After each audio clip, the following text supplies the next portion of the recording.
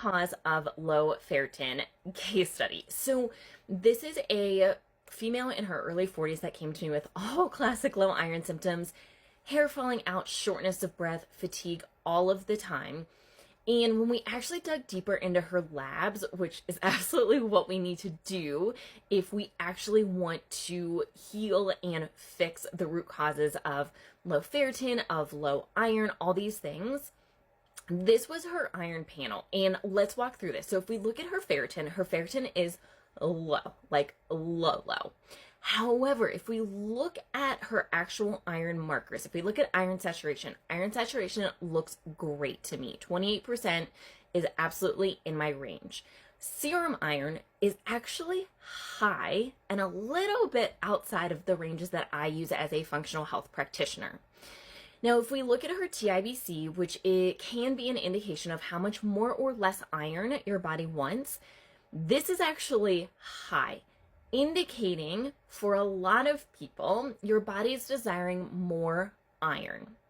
So here's the situation. She has a lot of iron outside of her cells. She has technically, optimally enough inside of her cells, but her ferritin is still really low, and that TIBC is driven up.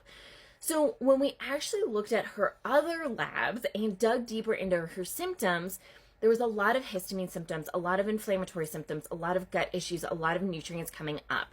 This is a case where iron isn't going to do anything for her. And by the way, she's been supplementing with iron for months with no major differences in how she actually feels.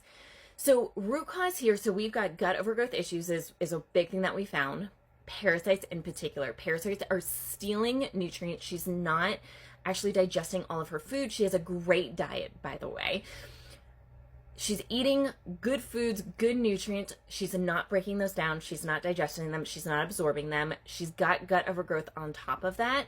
She has perimenopausal type symptoms going on, which can drive up that TIBC as well.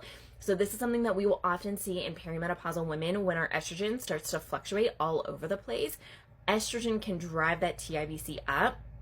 The biggest root cause though, mold toxicity.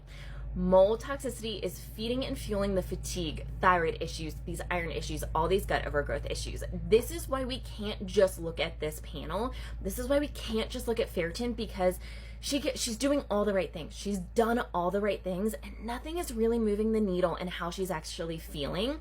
So what do we need to do? Well, we're now testing to confirm mold toxicity going on, get a better insight into her gut, into drainage pathways, so we can actually build out something that's going to help her heal her root causes and stay healed long term.